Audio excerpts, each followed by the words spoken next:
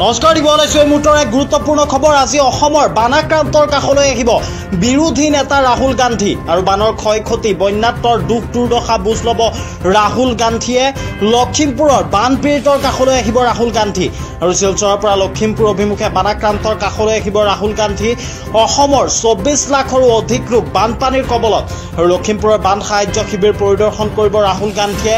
লখিমপুৰৰ পৰা পোনে পোনে মণিপুৰলৈ যাব ৰাহুল গান্ধী আৰু মণিপুৰৰ জিৰিবামৰ ৰাইজৰ কাষলৈ যাব ৰাহুল গান্ধী। এই মুহূৰ্তৰ বিগ আপডেট আমি লৈ আহিবলৈ যত্ন কৰিছোঁ।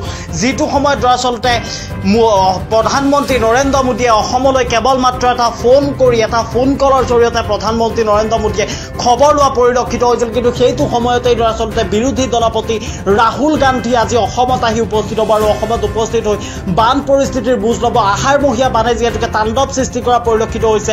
ৰাজ্যৰ প্ৰায় 26খনকৈ জিলা ইতিমধ্যে বানৰ কবলত পৰা পৰিলক্ষিত হৈছে, বানাক্ৰান্ত হোৱা পৰিলক্ষিত হৈছে ৰাজ্যৰ 26খনকৈ জিলা। আৰু আজি লখিমপুৰলৈ যাব।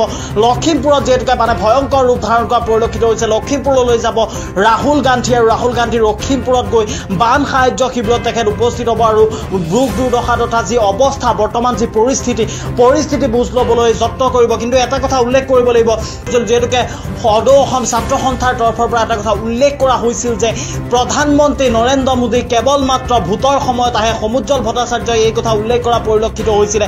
কেৱল মাত্ৰ ভোটৰ সময়ত, নিৰ্বাচনৰ সময়ত প্ৰধানমন্ত্ৰী নৰেন্দ্ৰ মোদী অসমলৈ অহা পৰিলক্ষিত হয়। কিন্তু অসমৰ বিপদৰ সময়ত প্ৰধানমন্ত্ৰী নৰেন্দ্ৰ মোদী কিয় অসমলৈ নাহে বুলি তেখেতে প্ৰশ্ন উত্থাপন কৰা পৰিলক্ষিত হৈছিল। কেৱল মাত্ৰ এটা ফোন কল কৰি খবৰ লৈ তেখেতে দায়িত্ব সামৰিলে নহ'ব বুলি তেখেতে উল্লেখ কৰা পৰিলক্ষিত হৈছিল। কিন্তু সেই কথা যেন এতিয়া বিৰোধী দলপতি ৰাহুল গান্ধীয়ে কিছু পৰিমাণে দৰাচলতে সকাহ দিয়া পৰিলক্ষিত হৈছে।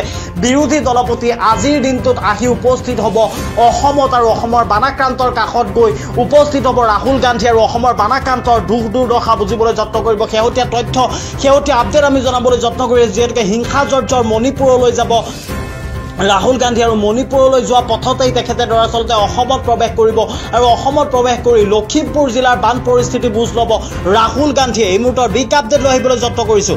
আজি অসমৰ বানাক্ৰান্তৰ কাষলৈ আহিব বিৰোধী নেতা ৰাহুল গান্ধী আৰু বানৰ ক্ষয় ক্ষতি বন্যাত্মৰ দুখ দুৰ্দশা বুজ ল'ব ৰাহুল গান্ধীয়ে। লখিমপুৰৰ বানপীড়িতৰ কাষলৈ আহিব ৰাহুল গান্ধী আৰু শিলচৰৰ পৰা লখিমপুৰ অভিমুখে বানাক্ৰান্তৰ কাষলৈ আহিব ৰাহুল গান্ধী। অসমৰ 24 লাখৰো অধিক লোক বানপানীৰ কবলত আৰু লখিমপুৰৰ বান সাহায্য শিবিৰ পৰিদৰ্শন কৰিব ৰাহুল গান্ধীয়ে। লখিমপুৰৰ পৰা পোনে পোনে মণিপুৰলৈ যাব ৰাহুল গান্ধী আৰু মণিপুৰৰ জিৰিবামৰ ৰাইজৰ কাষলৈ যাব ৰাহুল গান্ধী। চেনেলটো সাবস্ক্ৰাইব কৰিব এণ্ড সাথে থকা বেল আইকনটো ক্লিক কৰি দিব যাতে সব আপডেটছ পাই থাকে। Bye bye.